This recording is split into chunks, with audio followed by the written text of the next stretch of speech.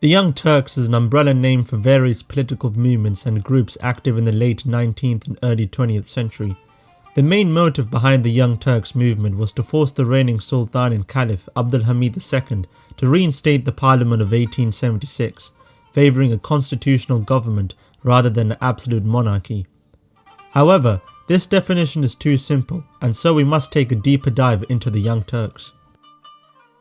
The revolution of 1908 came about as a result of activity by a group of liberals or pseudo-liberals who gradually, under the influence of Western ideas and concepts, came to a conclusion that if the Ottoman state did not take drastic reforms, the empire would be doomed to its demise. The Ottomans, and the wider Muslim world for that matter, travelled to Europe in order to seek knowledge through Western educational institutions and military academies. Through this, Western ideas and values began to seep into Ottoman society. Certain ideas, such as secularism, liberalism and positivism, were alien to Islamic lands, and initially the Ottomans were reluctant to imitate the West in any way, as feelings of Muslims imitating the non-Muslims was improper.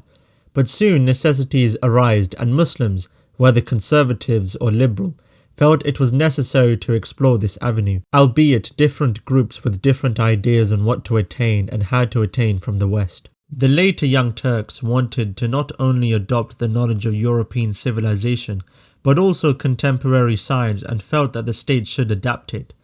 In contrast to Sultan Abdulhamid, who abhorred Western civilization and only appropriated Western technology and education.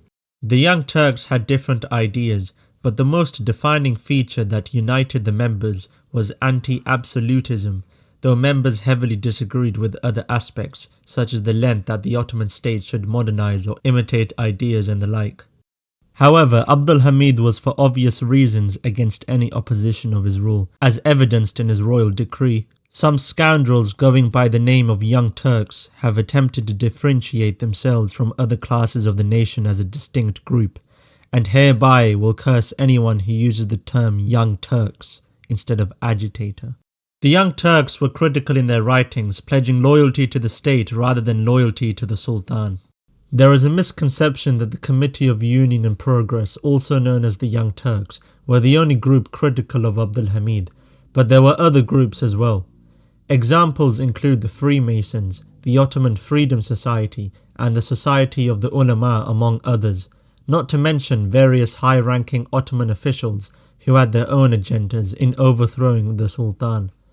This video will only focus on a brief overview of the origins and how specifically the Committee of Union and Progress, or the CUP for short, evolved to eventually overthrow the Sultan in 1908.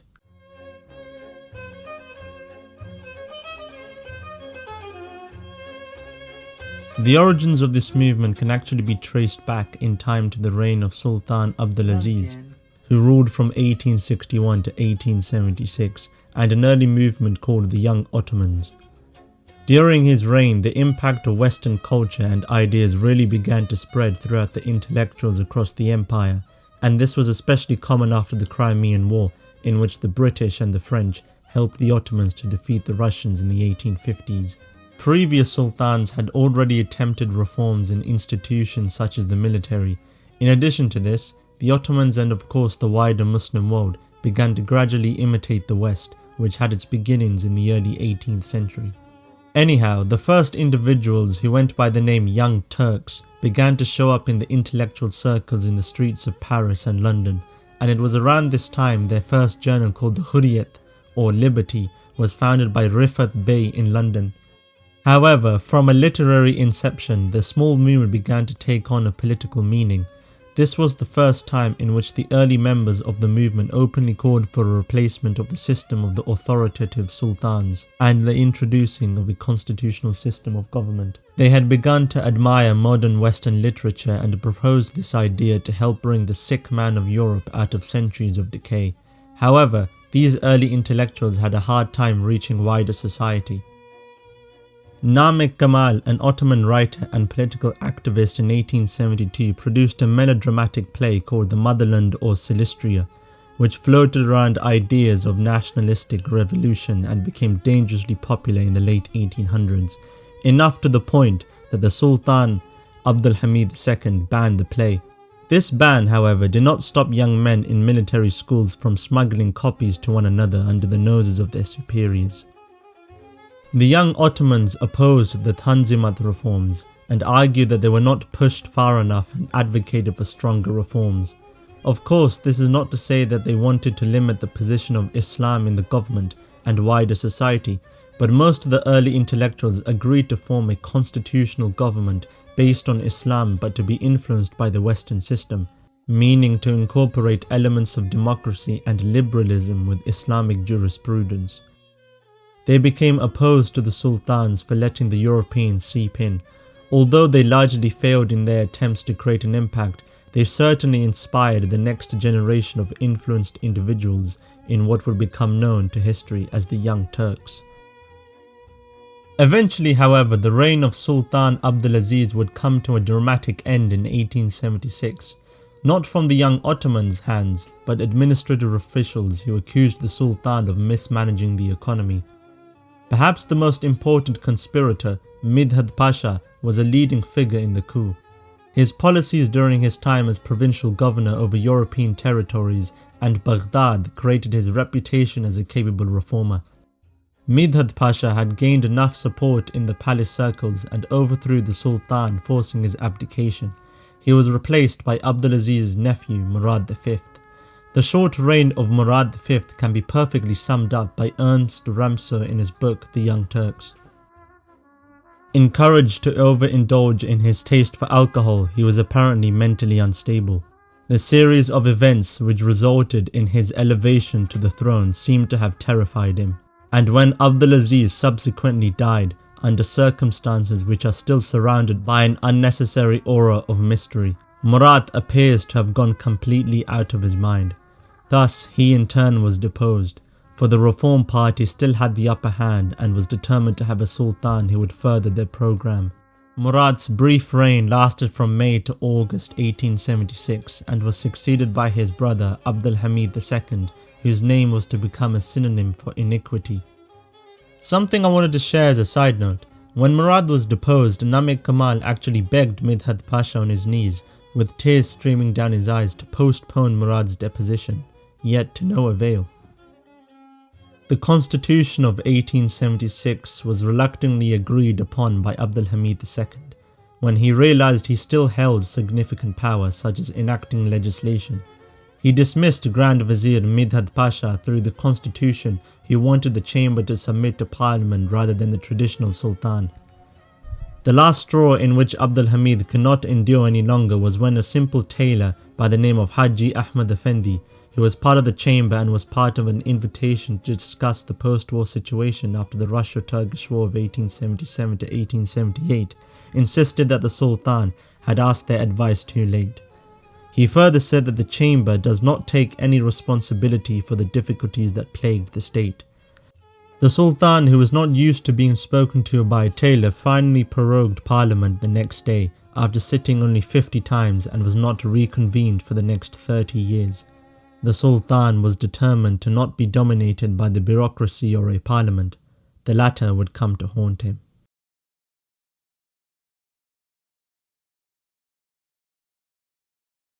At the Imperial Military Medical School in Constantinople, a group of medical students led by an Albanian, Ibrahim Temu, founded the Committee of Union and Progress in 1889.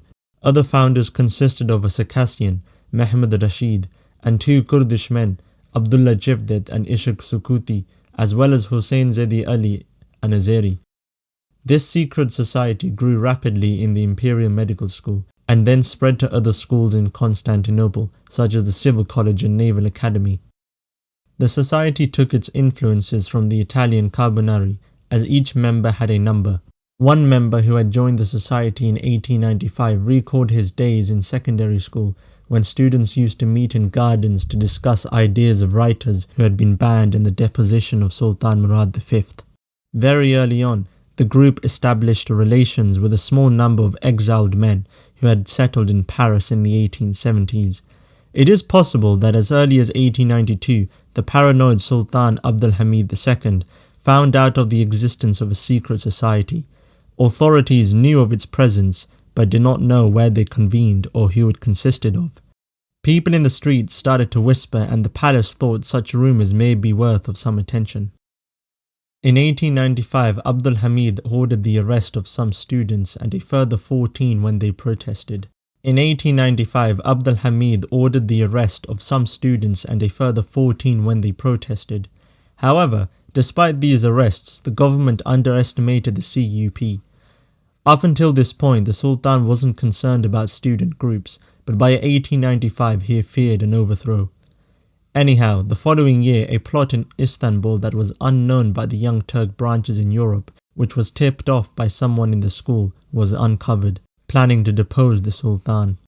Police caught wind of this and arrested almost all of the conspirators in Istanbul. More than 300 were arrested and exiled to remote parts of the empire. Many who had survived the purge escaped to Paris. Slowly but surely, the small Paris colony had increased.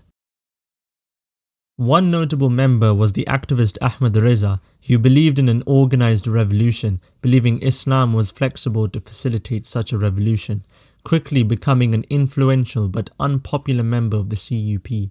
He wrote an article advocating for Ottomanism, the revival of the 1876 constitution, borrowing of Western science while maintaining Eastern civilization. This article, like many others, was smuggled into Ottoman lands. Various other groups were much more radical than the Young Turks. An example includes the Ottoman Revolutionary Party that was founded in 1896. They attempted to stir the military and Muslim scholars to their side. The following extract gives you an idea of the language they used. O military, do you still unwaveringly defend an unbelieving Sultan who denies God, despises our Prophet Muhammad, peace be upon him, sold our beloved fatherland to the Russians, neither performs namaz nor fasts? Think better on this. Pity your household and the elderly fathers and mothers in your hometowns. If you do not want to see your children, whom you cannot bear to kiss, and our sacred religion being trodden upon by the enemy, aim your weapons at Abdulhamid. This is what God decrees. O commanders, those who bear the title of soldier must endeavour to die with honour, not with disgrace. Do you not possess this courage? In reality, Abdulhamid was known to be a pan-Islamist and heavily relied on the title of Caliph to win the loyalty of all Muslims worldwide. Abdulhamid exiled people who were against him instead of outright executing them. Men who were exiled during the course of his reign were sent to far corners of the empire. This indeed did reduce the power of his enemies, but at the same time, by not executing them, he was increasing the problem, as many had lived to spread their ideas and others who escaped made good use of it. Abdulhamid had finally realized that the issue was not the purge of the CUP in Ottoman territories, but that the steadily increasing members that found a second home in France was the real threat. The Sultan tried a different approach, that of reconciliation. The CUP's main headquarters were in Paris, with centres in Geneva and Cairo, but also smaller members present in London among other places. Naturally, differences appeared among the exiled members, and Abdulhamid took advantage of this. Abdulhamid used people such as Mahmud Pasha to convince members to give up and make peace with the Sultan. One notable member was the very popular Murad Bey, in contrast to Ahmad Reza. Murad gave up and packed his bags to Istanbul, seemingly convinced with what Mahmud Pasha had told him, that reforms were to be done, but the Sultan did not want to be seen as forced to follow up with such reforms. This defection shocked all factions of the CUP, especially in Istanbul. This loss was indeed felt. Two founding members, Sukuti and Cevdet, also defected, where they agreed to silence their newspapers in return for political prisoners to be released from Tripoli. By 1899, the Young Turks, or the Committee of Union and Progress, became weakened. However, a stubborn Ahmad Reza stayed in Paris. The saying, "It is not a sultan but a Satan who reigns," which was actually written by the defected Murad Bey, resonated with many exiles in Europe, and their articles were still being smuggled to Turkey. While the European factions argued over different ideas and paranoia spread with potential spies of the Sultan among their ranks, the Istanbul branch was recovering from the effects of the failed coup. A former member of the Young Turks, Fehmi Caner, recalled years later why the society took Murad's defection so hard. There were many men of ability who could have taken the lead, but when the news of Murad's action reached Constantinople, the whole structure simply collapsed like a house of cards in the wind. Murad was popular, and when he suddenly turned his back onto the beliefs that he held onto so dearly, young members felt it deeply. Murad Bey would eventually become disillusioned with the Young Turks and lived under virtual house arrest until his death.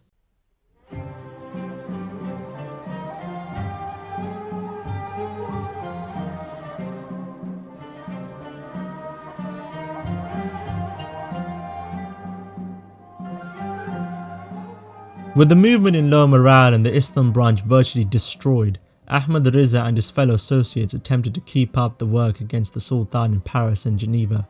In December of 1899, however, the Young Turk movement suddenly reignited with great enthusiasm and encouragement.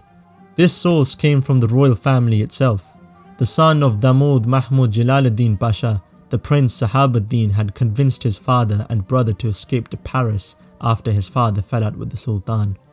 The Sultan felt this departure of his brother-in-law. That day he had ordered an entire regiment to search trains leaving Constantinople and Adrianople. He even created a minor international incident when the only ship leaving the capital was stopped and searched. Mahmud and his sons were ahead of the game, escaping from the Dardanelles the night earlier, managing to remain undetected, and boarded a French vessel bound for Marseille. Sultan Abdulhamid knew that they would seek refuge in France and instructed his representatives to convince the French that Mahmud was escaping a murder and abduction of his sons, while also stating Mahmud's mental health was deteriorating. The French refused. Afterwards, he attempted to convince Mahmud through his men to bring back the royals. Even the Khedive of Egypt was instructed to bring back Mahmud, but that too failed, and it looked like Mahmud and his sons indeed slipped out of the Sultan's will. Very quickly, the prince had created a deep division in the Young Turks group, with leading members such as Ahmad Riza. Mehmed Sabahaddin wanted liberal economic policies and studied social science. Ahmad Riza advocated for more Turkishness, which was in contrast to some of the prince's ideas. Ahmad Riza had to previously deal with opposition in the form of the Egyptian branch of the Young Turks, but this was also different and much more significant. The prince decided to convene a meeting known as the Young Turk Congress in Paris on the 4th of February 1902 in a private house of a French well-wisher. The most serious question that confirmed a rift between the prince and Ahmad was regarding intervention. The Armenian individuals demanded intervention from European powers, but Ahmad Riza and much of the Turks were strongly opposed to such an idea. They believed their work was an internal matter. However, Prince Sabahaddin agreed with the Armenians and a resolution was passed. Sabahaddin would form his own group known as the League for Private Initiative and Decentralization, setting up numerous branches. The prince would develop ideas of a federalized, decentralized Ottoman state with a constitutional monarchy on British lines, and most importantly, allow all ethnic groups in the empire to satisfy their wishes and to safeguard their rights in regional and local government. However, this was not a realistic approach, as his ideas were not taken seriously by anyone but himself and a small number of his own enthusiasts. Between 1902 and 1906, the Young Turks expanded and consolidated.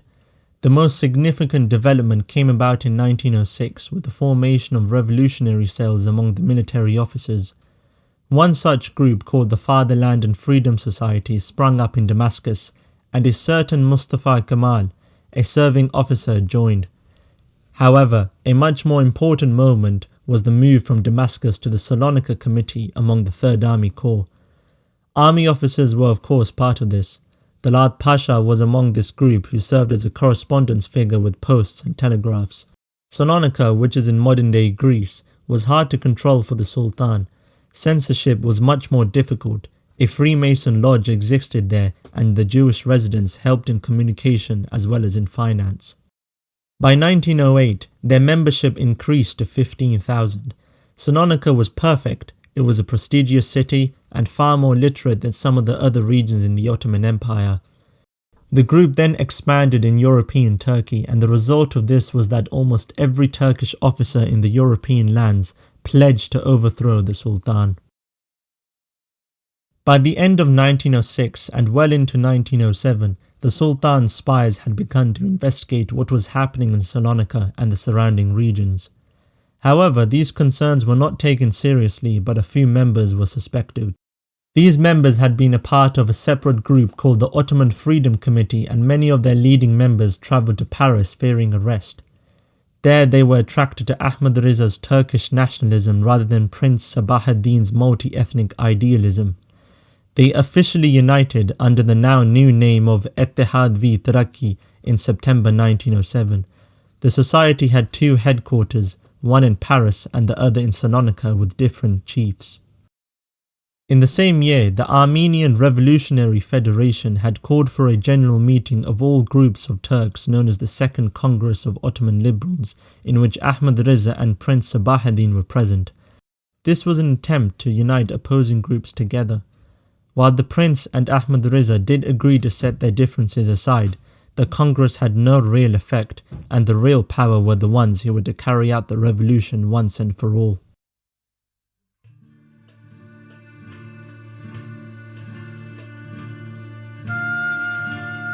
In 1907, mutinies in the army had increased to an all-time high, with soldiers and later officers joining in, complaining of the delay in their pay. These mutinies had become so dangerous that, unknown to Abdulhamid, these very mutinies were to cost him his throne. Anti-Hamidian groups took advantage of this, spreading their propaganda throughout the empire, which instigated soldiers and some civilians to come out in larger numbers, especially in European Turkey. Muslims and Catholics began fighting. Law and order was deteriorating. The situation had only begun to turn for the worse. Abdulhamid had ordered investigations in Macedonia, which only resulted in more revolts. Young military officers, Major Enver and Major Niazi, escaped to the hills, along with deserting soldiers. The case of Enver Bey is interesting. He was invited to the palace in Istanbul to explain what was happening in the Balkans, and in return to receive a promotion. However, he preferred to run to the hills and wage guerrilla warfare. The cadets and students by now had become captains and officers with guns and men under their command. Trained in a Western-style education, patriotic and young, they were to instigate this revolution. Albanian General Shemsi Pasha was personally sent by Abdulhamid to put down the mutinies as well as appease the Muslims there, whilst protecting the Catholic population. However, he was shot in broad daylight on the 7th of July 1908 by a CUP member. His Albanian bodyguards only shot bullets in the air and also escaped from the scene. Following this, the CUP members openly called for the restoration of the Constitution of 1876 through a telegram to the Sultan. The Third Army also called for this. Even the Second Army Corps in Edirne were also affected. And finally, it seemed that Abdulhamid's days were numbered. Abdulhamid, however, tried his best to suppress these rebellions. His spies were getting caught, only adding to the mutineers' resentment. The army stationed in Salonika and Monastir were openly hostile. The Second Army in Edirne assured them of their support. Abdulhamid could trust no one. On the 21st of July 1908, an official telegram arrived at the palace in Istanbul, demanding the restoration of the constitution. If the Sultan refused, an army of 100,000 were to march to the capital, and he would be removed from his position. After 3 days of intense discussion and to avoid further bloodshed, he finally relented. And on the 24th, the announcement came that the constitution would be reinstated throughout the empire. The populace of the capital remained ignorant of what had occurred when journalists released the news the next day. Then the empire was filled with joy and excitement. People poured onto the streets and officers and intellectuals made daring speeches. Abdulhamid survived the revolution. However, he still retained his throne, acting as a constitutional monarch. This was not the point of the years of struggle against the Sultan. To put it simply, the Young Turks did not have the courage to depose the Sultan just yet. The Sultan had actually become more popular than ever. the Young Turks dared not to misguide the common soldier and the masses, who were still very much loyal to their Sultan and Caliph. The soldier directly paid their allegiance to the Sultan, not the state. The Sultan in return gave a speech outside his palace which was greeted by crowds of people. The Sultan had given up his spy system and abolished censorship. Exile started return to the empire. However, Bulgaria announced their formal independence, and Austria-Hungary formally annexed Bosnia and Herzegovina. When the first chamber in parliament was set up, Abdulhamid opened the session with a speech, declaring that he was advised by people around him to procure parliament. He was greeted with applause and faced criticism to the officials that advised the Sultan to do so. Ahmad Riza became its head. However, common soldiers and theological students accused the new change as violating the Sharia, and the Young Turks were accused of being irreligious.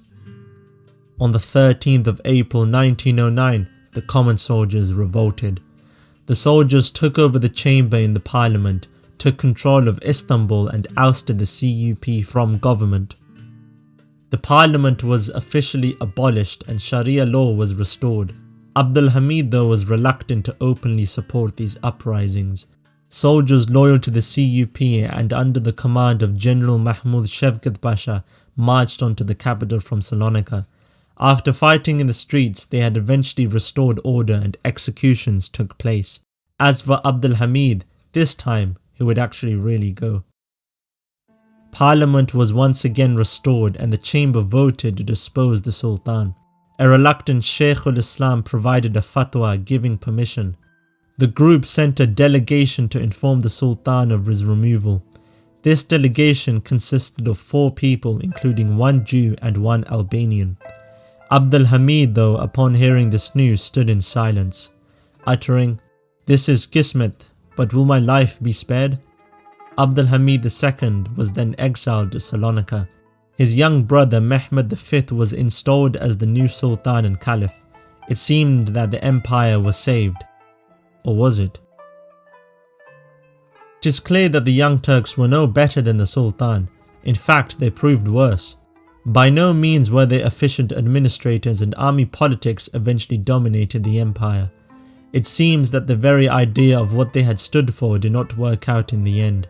An increasing authoritative stance was taken, Ottomanism began to morph into Turkism, and the Balkan Wars of the 1910s proved disastrous, and afterwards the empire was then thrown into the Great War.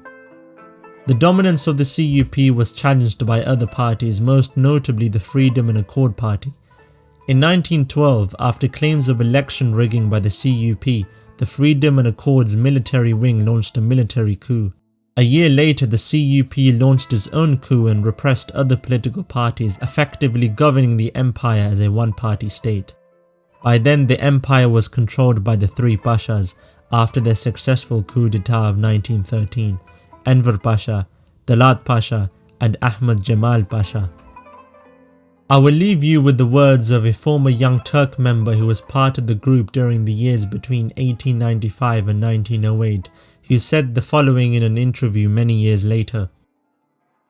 "At the time, we wanted the proclamation of the constitution of Midhat Pasha. What were the main lines of that constitution? For God's sake, I have never seen that constitution and never learned what was in it. But when we were young, that is to say, working in Paris, we believed that Ahmad Reza Bey had seen and read it."